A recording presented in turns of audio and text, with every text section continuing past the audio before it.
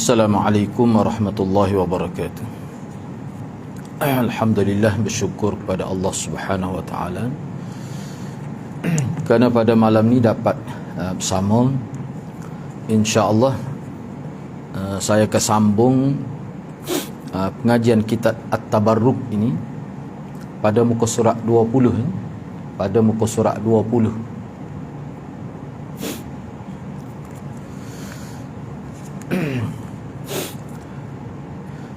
Perbincangan pada malam ini masih lagi berkait dengan tajuk pada muka surat 13. Pada muka surat 13 nombor 1, semua kebaikan ada di tangan Allah. Sebenarnya di bawah tajuk itu. Jadi di bawah tajuk semua kebaikan ada di tangan Allah. Dan kebaikan yang dimaksudkan di sini adalah barakah itu. Kebaikan yang dimaksudkan yang ada di tangan Allah, yang dalam milik dan kuasa Allah itu maksudnya keberkatan. Jadi di bawah tajuk ini dikemukakan sekian banyak contoh-contoh daripada ayat Al-Quran yang menyebutkan perkataan berkat dan pecahan-pecahan perkataan berkat itu. Jadi sambungan pada malam ini muka surat 20.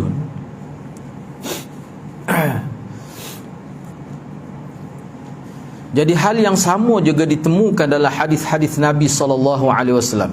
Mana kalau sebelum ini, dalam sesi sebelum ini kita bincang tentang ayat-ayat Al-Quran yang mana Allah sebut tentang berkat itu semuanya berpunca daripada Dia.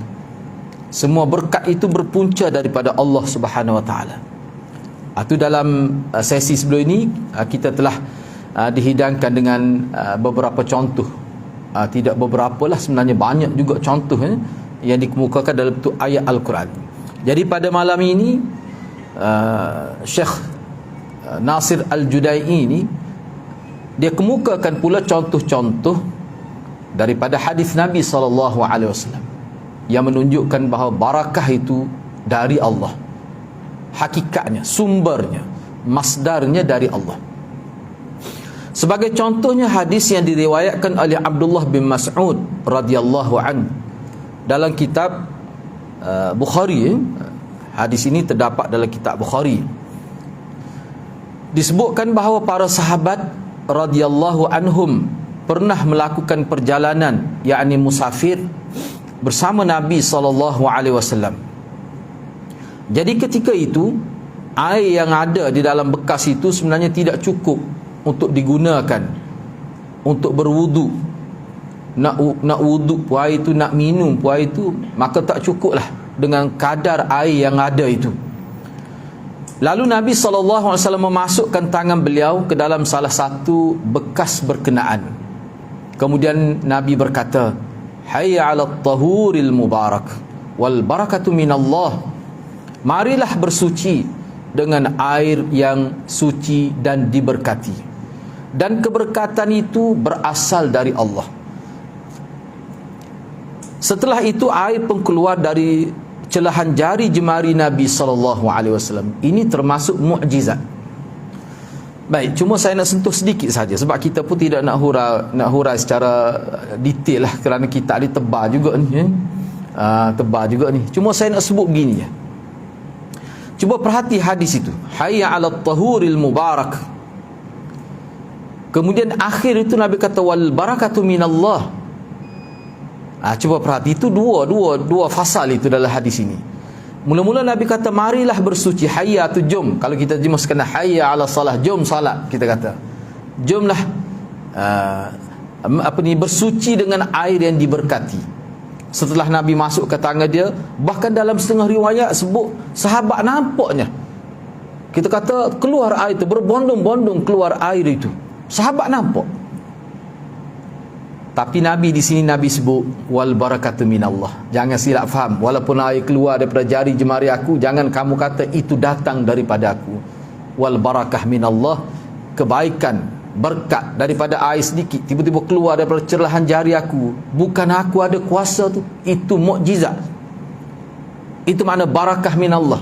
Apa tujuan Nabi sebut begitu? Supaya sahabat tidak salah faham terhadap Nabi. Sebab dulu pernah ada dah pengikut yang salah faham terhadap Nabi. Contoh Nabi Isa. Kerana Nabi Isa ni boleh mukjizat dia menghidupkan orang mati, merawat penyakit. Akhir sekali diangkat Nabi Isa tu sebagai anak Tuhan, juz'un minallah, fihi juz'un min, dalam diri Isa tu ada sebahagian daripada juz'u Allah. Jadi makna di sini Nabi nak jaga.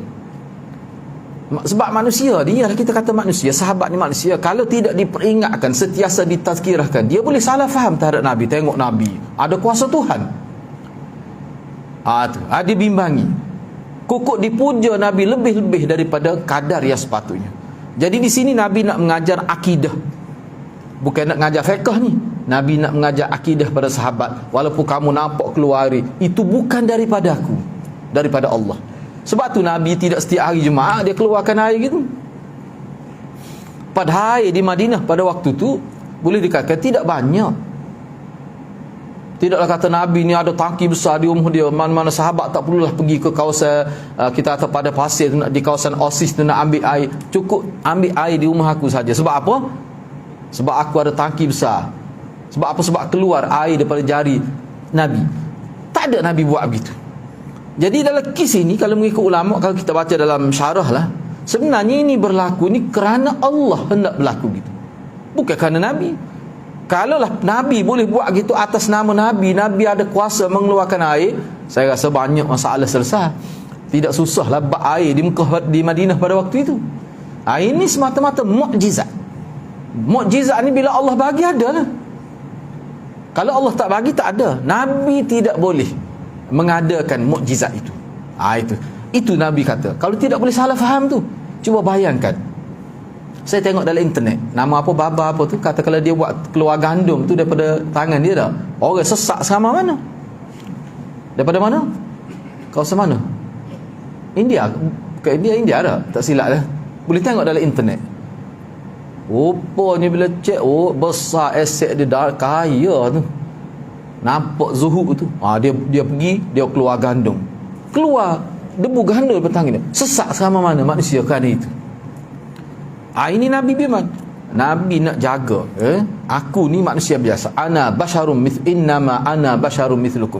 Jadi kalau kamu nampak pelik, itu mukjizat. Mukjizat ni Nabi kembalikan kepada Allah. Jangan kamu nampak aku yang keluarkan air itu.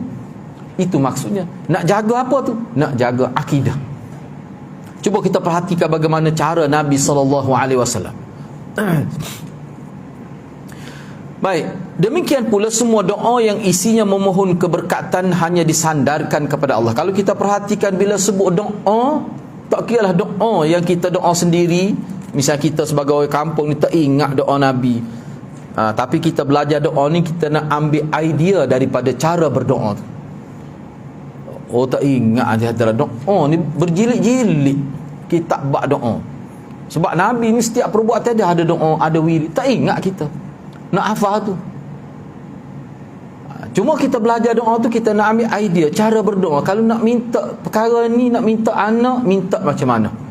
Jangan kata ya Allah kurniakanlah kepada aku anak yang ramai. Kalau kita doa gitu, nampak sangat kita tidak ada kesenian dalam berdoa tu. Tapi Nabi ajar minta anak zuriat yang saleh. Kaitkan dengan saleh dan salihah itu.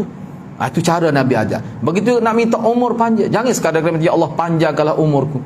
Itu tidak ada kesenian dalam minta doa. Nabi ajar cara yang betul.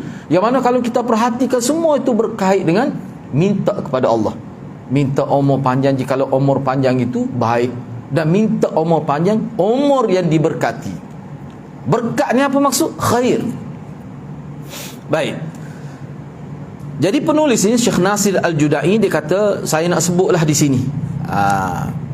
Saya nak sebut bagaimana kata-kata Ibnul Qayyim. Sebab dia kata kata-kata Ibnul Qayyim ni sangat menarik dalam nak memperjelaskan bahawa semua kebaikan ni masdar dia, sumber dia adalah dari Allah Subhanahu Wa Taala. Itu dari sudut akidah. Maknanya jangan sekali-kali kita minta dengan orang, dengan makhluk. Sebab hakikatnya daripada Allah. Sebab tu kalau kita perhatikan dalam syariat, termasuk dalam syariat, kita minta orang lain berdoa kepada kita. Orang lain yang berdoa kepada kita tu, dia minta daripada siapa? Dia minta kepada Allah.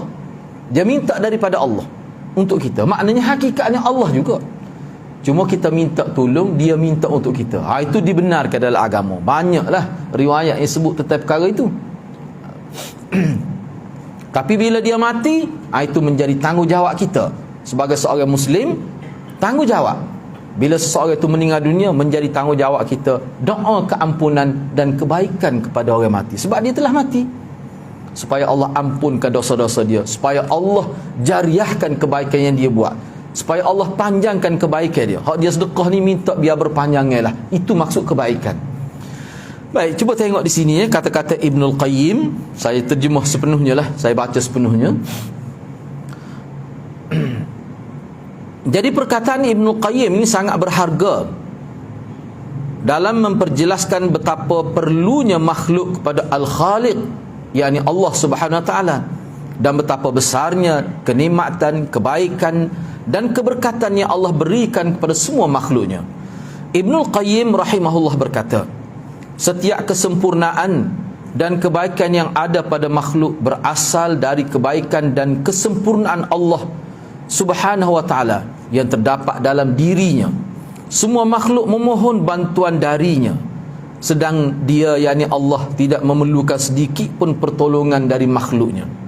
Makhluk memerlukannya, sedangkan Allah tidak memerlukan kepada makhluknya. Setiap makhluk meminta kesempurnaan daripada Allah. Malaikat memohon kepada Allah sesuatu yang tanpanya mereka tidak dapat hidup.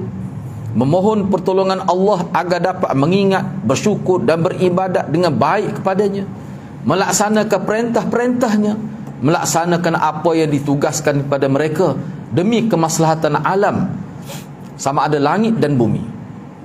Yang mana tugas itu ditugaskan kepada mereka, serta memohon kepada Allah agar dia mengampuni anak cucu Nabi Adam alaihi salam. Para rasul memohon kepada Allah agar Allah menolong mereka dalam melaksanakan dan menyampaikan risalahnya, menolong mereka dari musuh-musuh mereka, serta urusan-urusan lain demi kemaslahatan hidup di dunia dan akhirat. Umat manusia memohon kepada Allah agar Allah mencukupkan kemaslahatan hidup mereka yang terdiri dari keperluan dan tuntutan hidup yang pelbagai bentuk itu. Semua haiwan meminta rezeki, makanan dan apa saja yang membuatnya dapat hidup. Semua itu dipohon kepada Allah. Begitu juga pokok kayu lah, kita kata tumbuh-tumbuhan, mereka meminta makanan dan apa saja yang dapat mencukupkan keperluan kepada Allah juga. Bahkan seluruh alam semesta meminta pertolongan kepada Allah dengan bahasa dan keadaan masing-masing. Masing-masing itu dia ada bahasa dia tersendiri. Allah Maha tahulah. Pokok begitu juga. Baik. Mana dalil tu? Dalil dia dalam suratul Rahman ayat 29. Yas'aluhu man fis samawati wal ard kulla yawmin huwa fi sya'n. Kulla yawmin huwa fi sya'n. Saya terjemah lain sedikit. Boleh juga kita nak terjemah. Kalau terjemah dalam terjemah ini, dia kata semua yang ada di langit dan di bumi selalu meminta kepadanya, yakni Allah. Setiap waktu Allah tu dalam kesibukan. Takut kita tak berapa faham tu bahasa Indonesia. Oh, sibuk nak. Kalau dalam tafsir dia sebut ginilah, saya boleh terjemah gini. Semua yang ada di langit, semua yang ada di langit dan bumi sentiasa meminta kepada Allah untuk mencukupkan keperluan mereka. Kulla yaumin huwa fi sya'n. Allah tu pada setiap waktu mengurus hambanya. Itu lebih mudah kita faham. Mana Allah ni setiap masa dia mengurus hamba dia. Tak kira lah hamba itu dalam bentuk manusia ke pokok kayu tu. Hamba di sini maksudnya apa yang dia ciptakan, itu maksudnya. Itu mudah kita faham. Kulla yaumin huwa fi sya'n.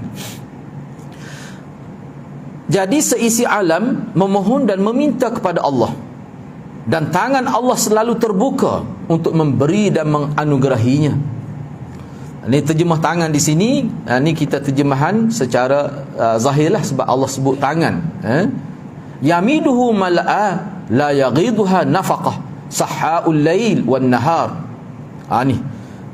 Di bawah tu dia buatlah, saya tidak bacalah di bawah tu, maknanya ini sebenarnya hadis Nabi.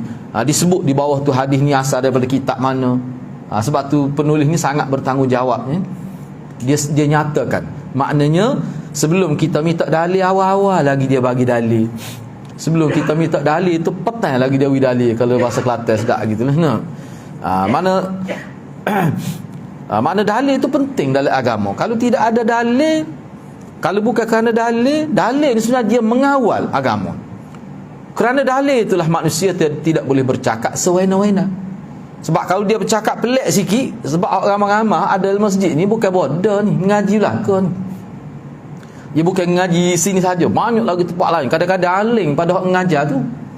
Jadi bila dia rasa pelik satu maklumat, dia akan minta mana dalil.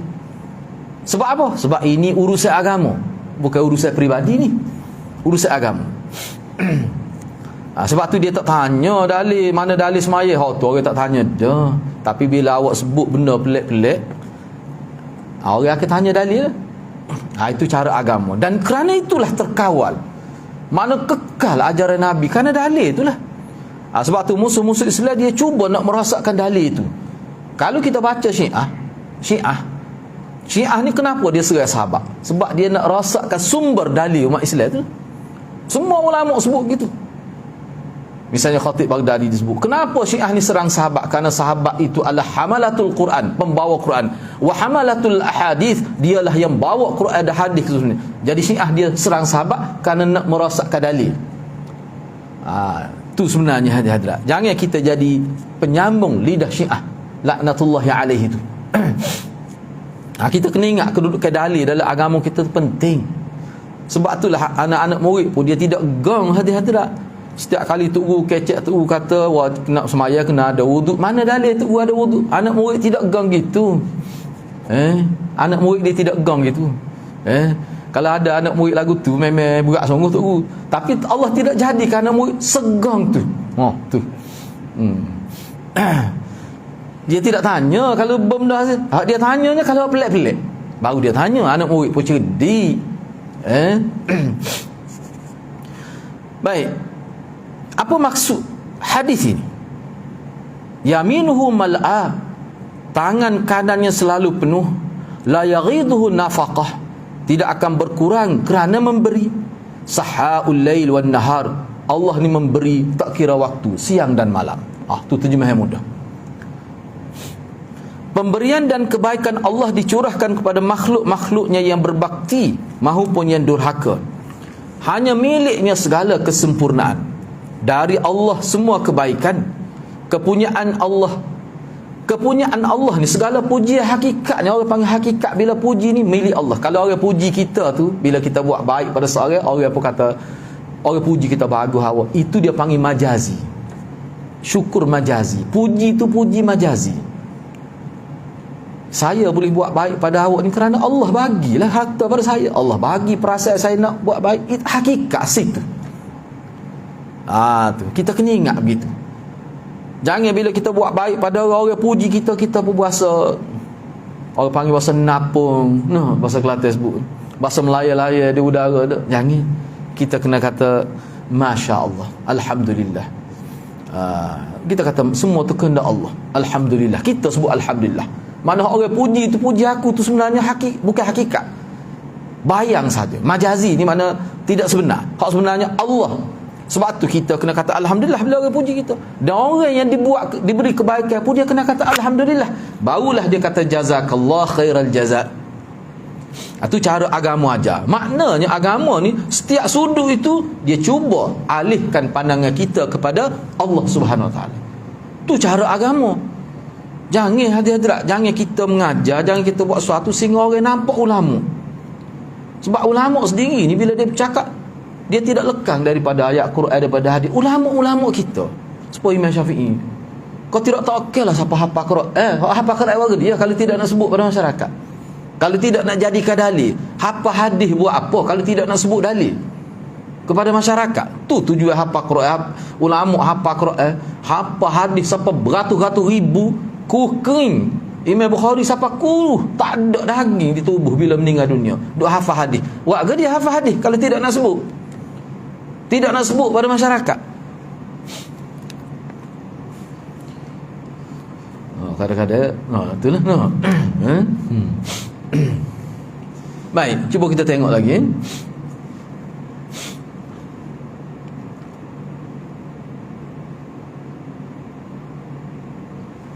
Maha suci nama Allah, maha suci sifat-sifat Allah, maha suci perbuatan-perbuatan Allah, maha suci zat Allah, sehingga semua keberkatan hanyalah miliknya dan berasal daripadanya. Ini akidah. Ini akidah. Tidak ada satu kebaikan pun yang diminta yang memberatkan Allah. Jadi kalau kita minta dengan Allah, semua manusia dunia minta, jadi berat ke Tuhan? Tak. Itu akidah. Kekayaan Allah tidak berkurang kerana banyaknya pemberian dan anugerah Allah. Ini beza dengan manusia. Dia beginilah, kalau saya sebut bahasa lebih mudah hadirin-hadirat, Allah ni dia mewajibkan kita minta dengan dia.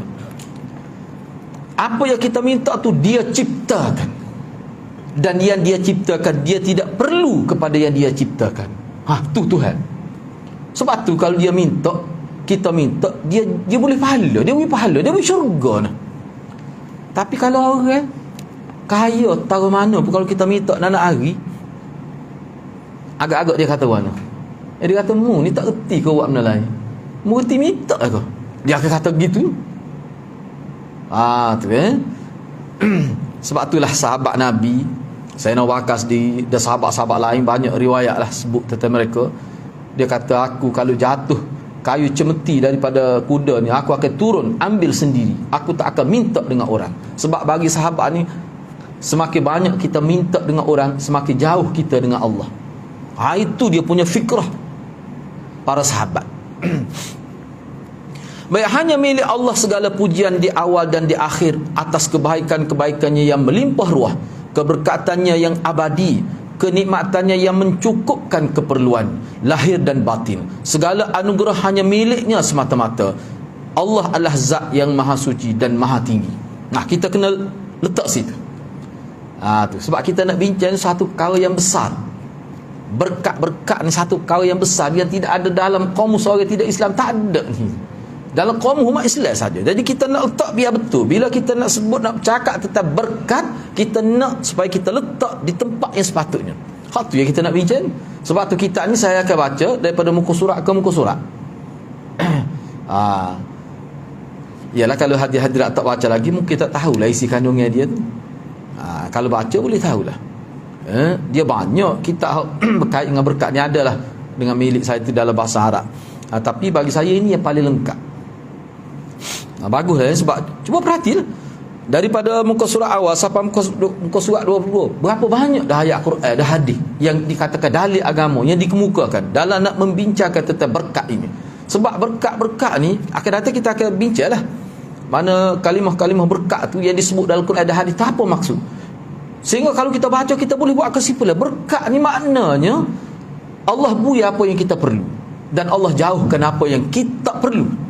Itu makna berkat. Kalau kita boleh simpulkan gitu, maknanya bila kita bergantung kepada Allah, setiap apa yang kita buat, kita hadap kepada Allah, Allah akan beri apa yang sepatutnya kita dapat untuk kebaikan kita, dan Allah akan hindarkan daripada kita apa yang kita tidak perlu. Itu berkat. Baik, yang kedua, habislah bahagian pertama. Bahagian pertama tu dikemukakan dalil-dalil untuk menyabitkan supaya kita sedar dengan yakin bahawa semua kebaikan ini masdarnya dari Allah. Itu yang kita nak. Oleh itu, jangan minta dengan orang lain. Sekali-kali jangan minta dengan orang lain, kecuali dengan cara yang betul. Kalau kita nak minta dengan manusia, dengan makhluk pun, dengan cara yang betul, dia tidak akan merosakkan kehidupan agama kita. Baik, yang kedua, Allah mengistimewakan sebahagian makhluk yang dikehendakinya dengan keutamaan dan keberkatan. Ini kita kena terima hakikat ni. Makhluk Allah ni tidak sama darjat dia di sisi Allah. Jadi kita orang baik, tak apalah, bila habis untuk bahagian kedua ni ada beberapa poin yang saya akan sebut. Cuma asasnya begini, bila Allah melalui ayat-ayat yang kita akan bincang selepas ni, tuan kita ni Dr. Nasir Al-Judai, dia nak menyabitkan bahawa dalam kehidupan di muka dunia ni, atas nama realiti kehidupan, manusia ni, walaupun manusia ni sama asalnya, tapi Allah bagi keistimewaan. Misalnya Nabi tentu tidak sama dengan kita dari sudut keistimewaan. wali-wali Allah, orang saleh, orang mati syahid tentu tidak sama. Sebab tu syurga pun berbeza-beza. Orang jahat pun tidak sama. Sebab tu neraka pun berbeza-beza. Itu kita kena terima hakikat. Jadi hak kita bincang ni penting tajuk ni. Sebab apa? Sebab manusia biasa dia jadi sesat ni kerana ada manusia yang lebih tu lah. Manusia ni jadi sesat kerana mengagungkan orang yang lebih. Jadi kita nak kenal orang yang lebih tu siapa, dan kita nak tahu dari sudut agama bagaimana kita nak hidup bersama orang yang lebih tu. Takut jadi terlebih. Kalau terlebih tu dia panggil dalam istilah ghuluwun fis salin, melampau memuja dan memuji orang soleh, dia boleh jadi sesat. Sebab sengaja Allah buat manusia ni ada yang lebih. Tu bahaya tu. Hak tu lebih nabi lah, rasul, patut orang-orang soleh. Cuba tengok ramai mana orang sesat kerana duk puja kubur wali. Siapa masuk dalam doa nama untuk guru dia, nak mempengaruhi Allah supaya terima doa tu.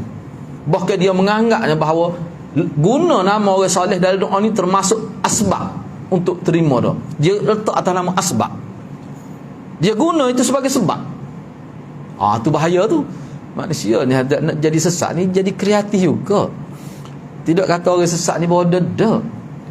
Kadang-kadang Allah nak menyesat seorang itu jadi kreatif luar biasa. Sebab tu kita kata inovasi, kreatif inovasi. Dia tidak boleh melebihi sunnah tu.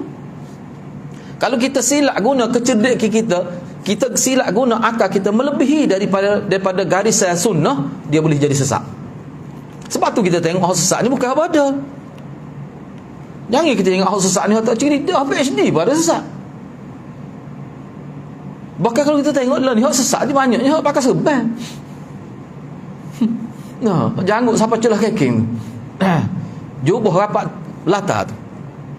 Tu ramai sesat. Cuba tengok di India, Berelui tu lagu mana pakaian dia. Jadi kena berhati-hati. Jangan kita tertipu semata-mata kerana penampilan zahir itu saja. Tidak. Umat Islam ni dia tidak akan sesat kalau dia faham Quran dan hadis.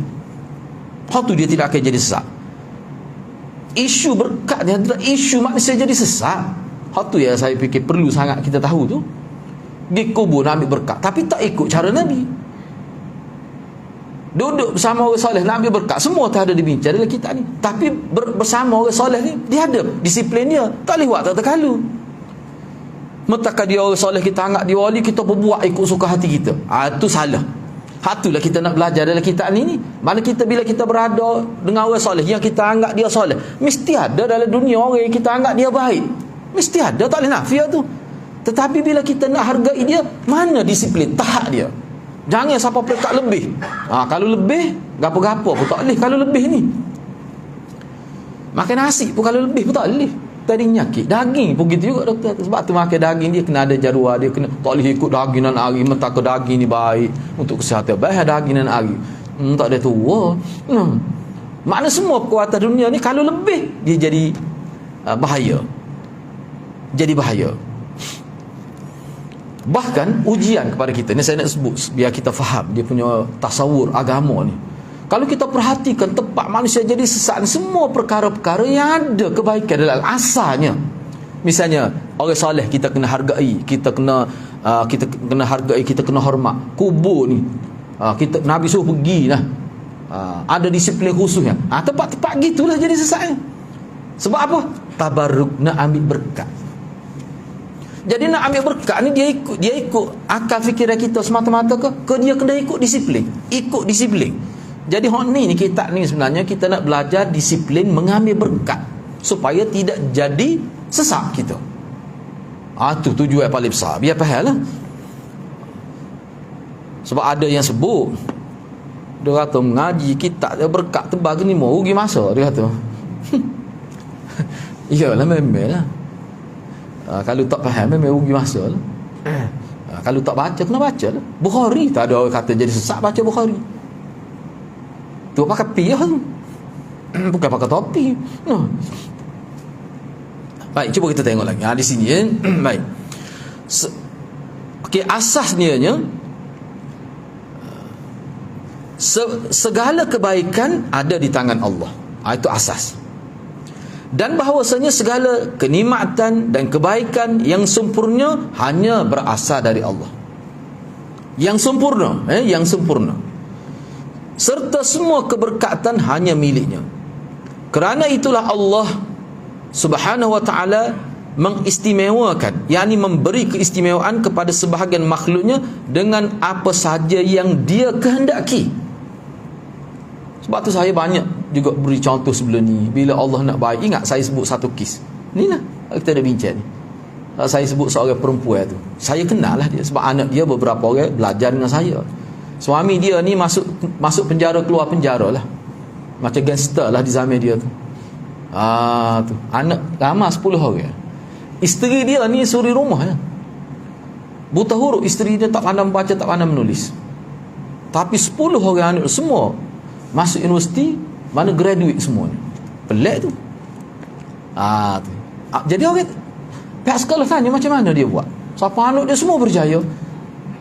So hidup dia sangat susah lah, sebab suami tidak membantu dia. Bahkan suami menyusahkan dia. Saya pun kenal suami dia. Sekarang, biarlah sekarang ni sedang sakit, sebut gitu ya, tak usah cari lah. Gitu ya.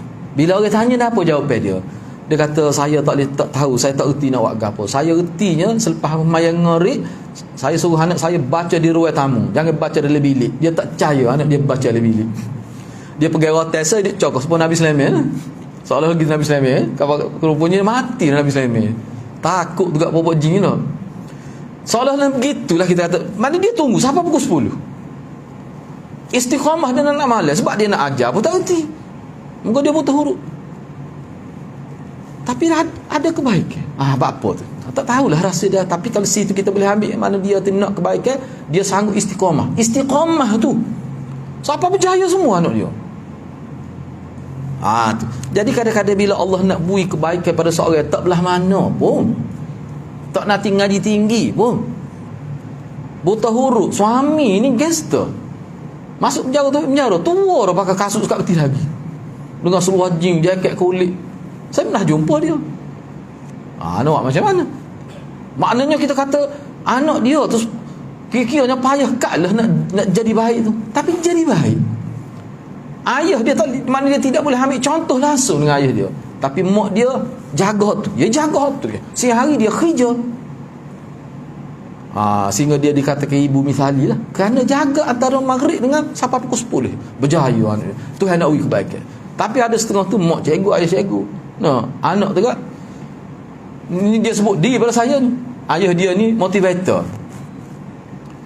Dia ada juga kadang-kadang mari dalam kuliah kita ni, malam ni tak ada tu yang sebut deras sikit tu. Tak apalah kalau dia dengar, tak apa, sebab ni ujian dia pun sebut. Dia kata Ustaz Ding, dia kata ujian kepada saya ni motivator, bagi motivasi di mana-mana. Tapi kalau cikgu telefon suruh pergi sekolah, sah kerana anak saya bermasalah. Dia kata satu ujian besar kepada saya. Dia sebut, nak buat macam mana? Jadi bila dia ingat kisah-kisah Nabi Nuh, keluarga dia terima, sedikit lah kita kata terhibur. Dia bukan terhibur maknanya dia tidak rasa sedih sangat. Memang sedih dia tu. Kita ni masuk dalam TV ke apa, tiba-tiba kalau cikgu panggil kis disiplin anak dia tebal muka sakit kalau Ustaz dia kata. Allah nak uji dia, kita nak awal. Tu. Tapi bukan salah dia, sebab dia ni kira berusaha. Bukan semua anak dia begitu. Tu adalah seorang anak dia. Cukup memberi satu pengajaran kepada dia bahawa kebaikan ni hakikatnya milik Allah. Kena yakin gitu. Jangan kita rasa anak kita jadi ni kita cerdik. Jangan. Jangan. Kita kena lihat apa berlaku dalam masyarakat ini. Semua tu sepatut kita ambil sebagai ibrah, sebagai pengajaran kepada kita. Baik, cuba tengok di sini. Ini dikemukakan contoh-contoh di antara ayat Al-Quran yang menunjukkan hal itu. Maknanya hakikat kita kena terima. Manusia ni ada yang Allah beri kelebihan yang mana tak ada pada orang lain. Kita kena terima tu hakikat tu. Misalnya dalam surah Al-Imran ayat 33, Inna Allah astafa Adam wa Nuha wa ala Ibrahim wa ala Imran ala alamin. Sesungguhnya Allah telah memilih Adam. Manusia ni Adam ni, Nabi Adam ni manusia. Nabi Nuh, keluarga Nabi Ibrahim dan keluarga Imran, melebihi segala umat. Di sini diwak di masa mereka masing-masing. Tapi dalam kitab tafsir sebut, apa yang disebut oleh Allah ni dia lebih sampai bila-bila tu. Ni kelebihan. Manakala ada orang lain lebih pun tidak boleh mengatasi dia. Ada ulama kata begitu. Tapi kok mana pun Allah sebut dengan terang. Nabi Adam, Nabi Nuh, keluarga Nabi. Bukan Nabi Ibrahim saja. Dalam ayat lain ada sebut Nabi Ibrahim. Ni keluarga dia. Melebihi segala umat. Ni lebih. Dan kalau kita perhatikan, orang yang Allah sebut lebih ni, dia mesti kerana patuh pada Allah. Ciri itu mesti ada. Tak mungkin Allah lebih ke seorang tiba-tiba ciri maksiat tu tinggi pada dia. Tak mungkin. Baik. Dalam firman-Nya yang lain tentang Nabi Ibrahim, Ishak dan Yaqub, Allah berfirman, wa innahum indana laminal mustafainal akhyar. Dan sesungguhnya mereka pada sisi kami, kata Allah, benar-benar termasuk orang pilihan yang paling baik. Ayat ni berkait dengan Nabi Ibrahim, Ishak dan Nabi Yaqub. Kita tidak lebih cerita tentang tafsir lah, tapi itu maksud dia. Dalam firman-Nya yang lain, surah Al-Baqarah ayat 253, Allah berfirman, tilkar rusul faddalna ba'dahum ala ba'd minhum man kallama Allah wa rafa'a ba'dahum darajat wa atayna Isa ibn Maryam al-bayyinat wa ayyadnahu bi ruhil qudus. Rasul-rasul kami, rasul-rasul itu kami lebihkan sebahagian mereka atas sebahagian lain. Mana rasul-rasul pun tak sama. Di kalangan rasul tu ada yang paling lebih, ada yang kurang sedikit. Tapi mereka tu sudah mempunyai kelebihan berbanding seluruh manusia. Mana di kalangan yang lebih tu, dia ada pula perbezaan dia. Di antara mereka, yakni para rasul itu, ada yang Allah berkata-kata, bercakap langsung dengan dia. Seperti Nabi Musa yang dikatakan kalimullah itu. Dan sebahagian Allah meninggikan beberapa darjat kepada dia. Dan kami berikan kepada Isa putera Maryam beberapa mukjizat, serta kami perkuat dia dengan Ruhul Qudus. Ni nak jelas tengok dalam tafsir, maknanya kelebihan tu. Dalam firman-Nya yang lain surah As-Saffat, Allah berfirman, wa basyarnahu bi Ishaq nabiyyan minas salihin wa barakna alaihi wa ala Ishaq. Dan kami berikan dia khabar gembira dengan kelahiran Ishaq, seorang nabi yang termasuk orang-orang saleh. Kami limpahkan keberkatan atasnya dan juga atas Ishaq itu. Ni keluarga Nabi Yaqub ni pula. Dengan Nabi Yusufnya. Itu hakikat, kita kena terima. Demikian juga firman Allah tentang Nabi Isa. Qala inni Abdullah ataniyal kitab waj'alani nabiyya waj'alani mubarakan aynama kunt. Isa berkata, sesungguhnya aku ni hamba Allah. Nabi Isa sebut aku ni hamba Allah, bukan anak Allah dengan molek. Aku ni hamba Allah, kata Nabi Isa. Dia memberikanku Alkitab, yakni Injil, dan dia menjadikan aku seorang nabi, dan dia menjadikan aku seorang yang diberkati di mana saja aku berada. Dalam surah Al-Hajj Allah berfirman, Allahu yastafi minal malaikati rusulan wa minan nas. Allah memilih utusan-utusannya dari malaikat dan dari manusia. Mana rasul Allah ni ada di kalangan malaikat, ada di kalangan manusia. Ayat 42 surah Al-Imran, wa idh qalatil malaikah ya Maryam innallaha astafaki wa tahharaki wastafaki ala nisa'il alamin. Dan ingatlah ketika malaikat Jibril berkata, wahai Maryam, sesungguhnya Allah telah memilih kamu. Lebih tu siapa sebut Maryam ni pilihan Allah, menyucikan kamu dan melebihkan kamu atas segala seluruh wanita di muka dunia. Kalau orang lain cerita kita tak percaya sikit apa. Ni Al-Quran yang cerita, kita terimalah tu. Dalam surah Al-Baqarah ayat 47 dan ayat dan 122 ni, tak apalah, sini dia kemukakan ayat 47 saja. Okey, cuba kita tengok. Ya Bani Israel, banyak ya Bani Israel dalam Quran. Udhkuru ni'mati allati an'amtu alaikum wa anni faddaltukum 'alal alamin.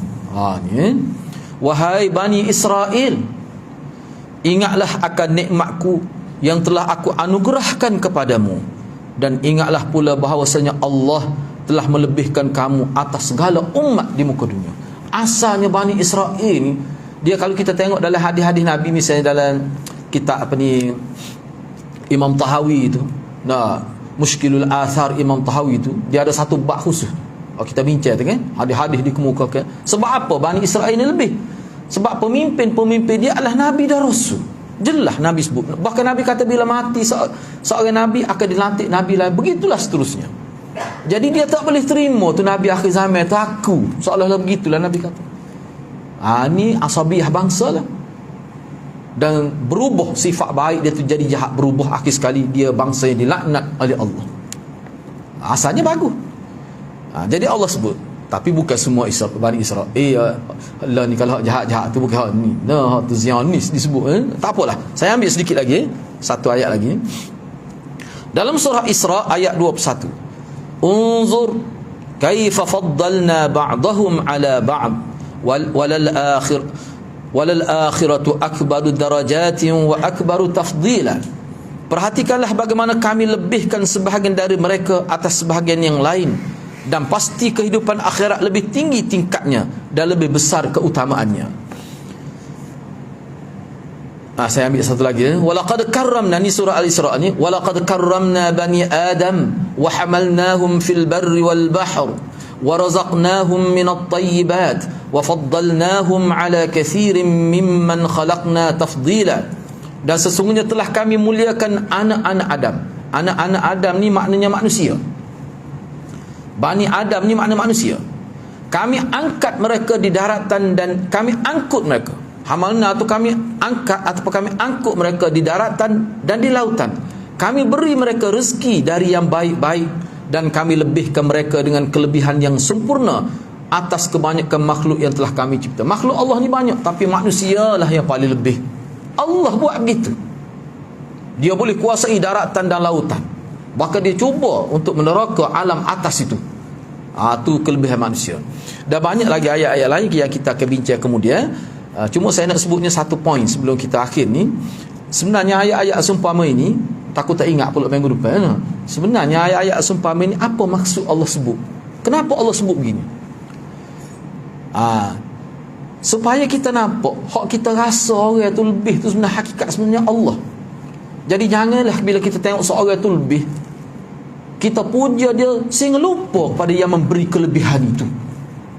Maknanya bila kita tengok seorang itu lebih, sepatutnya akal kita kembali kepada Allah.